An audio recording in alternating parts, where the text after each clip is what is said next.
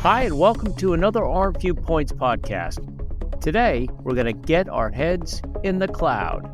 Specifically, what's the latest in cloud computing when it comes to Microsoft and Arm?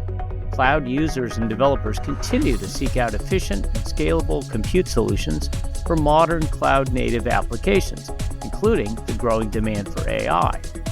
Microsoft has been at the forefront, offering innovative system-to-software optimization across its Azure platform. Today, we're going to discuss a major milestone in Arm and Microsoft's journey: the general availability of Azure Virtual Machines, powered by the Arm Neoverse compute subsystems-based Azure Cobalt 100 processor. This is a big moment, and it highlights the two companies' commitment to delivering exceptional performance, scalability, and a thriving ecosystem for diverse workloads. Today, we have two guests: Arpita Chatterjee, Senior Product Manager for Azure Platforms for Microsoft, and Bhumik Patel, Director of Software Ecosystem Development within Arm's infrastructure line of business.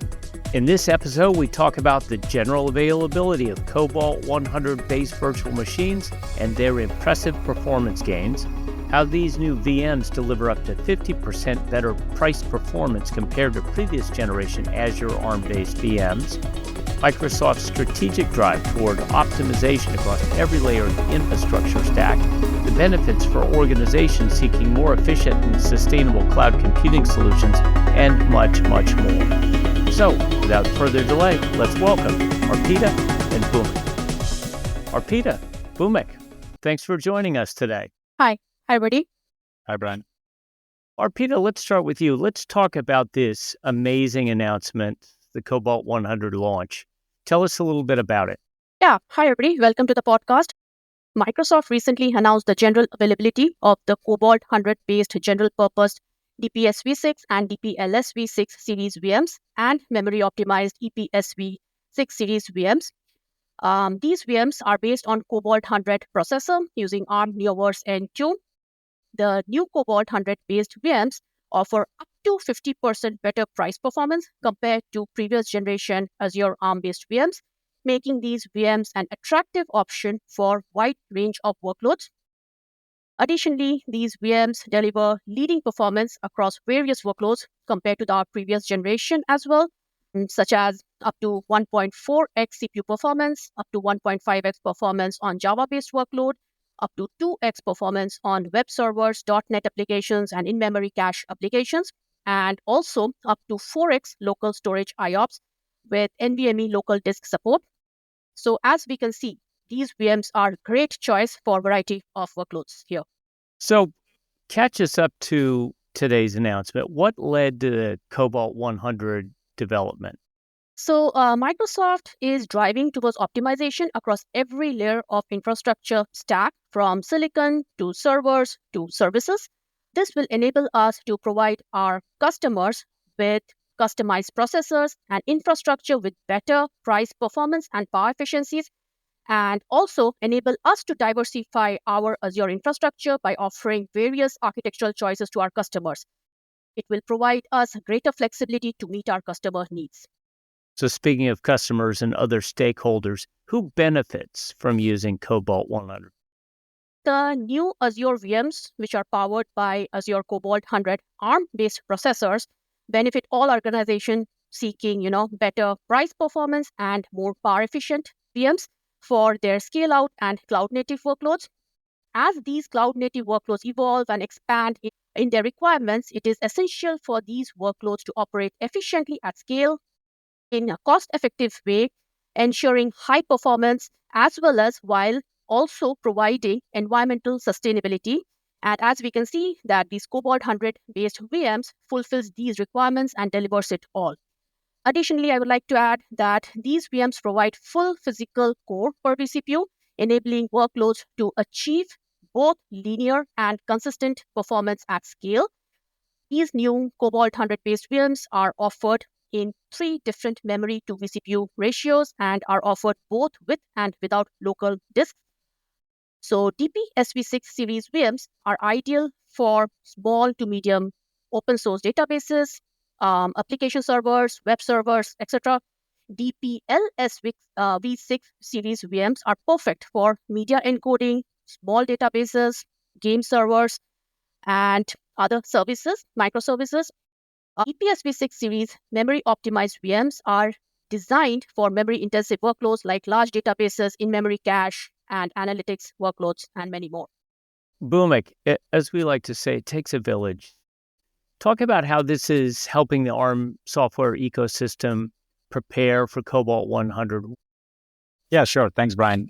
Let me touch upon a couple aspects of the ecosystem and what that means for developers and end customers that are listening in today, right? And that are looking to deploy their Linux and cloud native based applications on Cobalt 100 VMs, right? So firstly, we at ARM have been investing in enabling a mature software ecosystem for the ARM architecture over the years and have really been playing a leadership role when it comes to contributing to major open source projects across the software stack, right? And along with these engineering investments by ARM, we've also built strong ecosystem partnerships, and we kind of benefit from the great work done by our partners in the ecosystem, which ultimately provides customers a lot of choice and developers with a frictionless experience while building on ARM.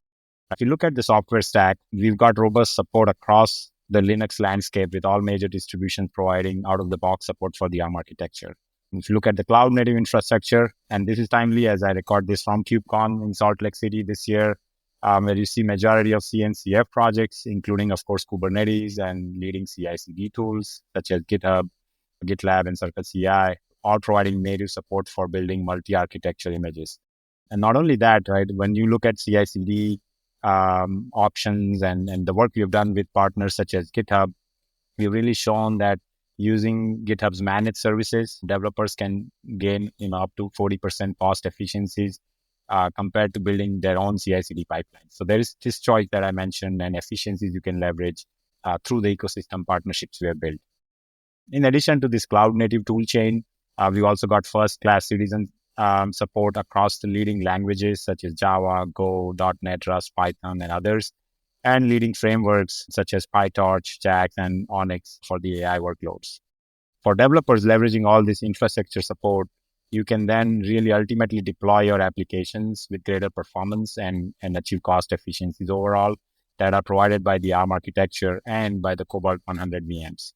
So what we've shown last month when the Cobalt 100 VMs became generally available was how you could deploy all this wide range of cloud workloads and achieve optimal performance benefits, such as for Nginx for their web scale, databases such as Redis and PostgreSQL, even applications such as HPC and EDA workloads using leading software tools across the industry and achieving these TCO benefits, right? So you can check this out on our ARM blog for the Cobalt 100 VMs.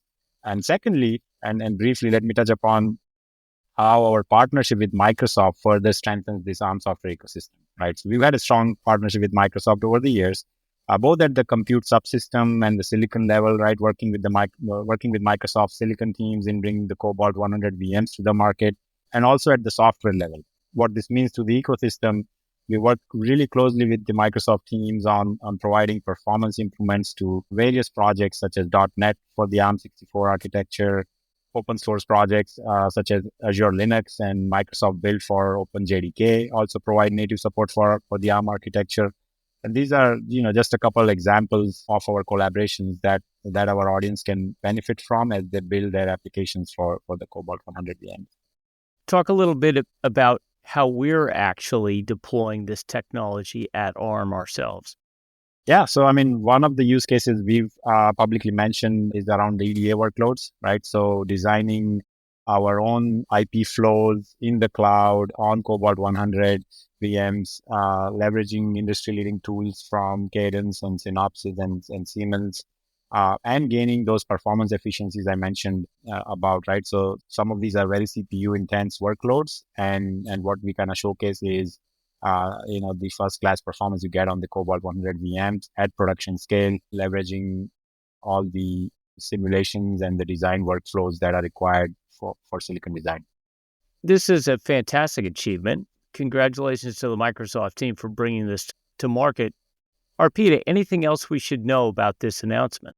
Yeah, so high level, we welcome all to try these VMs out. They are in the portal CLI and you can easily access it. These new Cobalt 100 based VMs are available in 14 Azure regions now, with more regions coming soon. Also, customers using Azure Cobalt 100 based VMs with Linux can receive an extra 15% discount on new 1-year reserve instance agreement through March 2025. This is a great deal, and the aka.ms link is in the description below. Linux promo offer. Secondly, another call out would be please visit our Cobalt 100 VMs GA blog for list of all the regions and more information. The ak.ms link is also in the description below. The Cobalt 100 based VM GA blog is the link. Fantastic. And Bhumik, I'll leave you with the last word. Yeah, absolutely. I mean, in addition to what Arpita mentioned, there are some great resources that you could leverage to learn more about the ARM software ecosystem and the tools and the guides that you might need when you get started on deploying your applications for Cobalt 100. The best place to go is developer.arm.com, where you would find assets such as software ecosystem dashboard that we built, which has over 750 to 800 plus entries on both open source and commercial software that support ARM architecture, right? So if you're getting started and you want to quickly check if the software or a package supports the ARM architecture, the dashboard gives you that quick view. It also has assets such as learn.arm.com, which is basically providing tons of migration guides and guidance on workload optimizations. So really technical deep dive how-tos and guidance on various sorts of applications that you're deploying.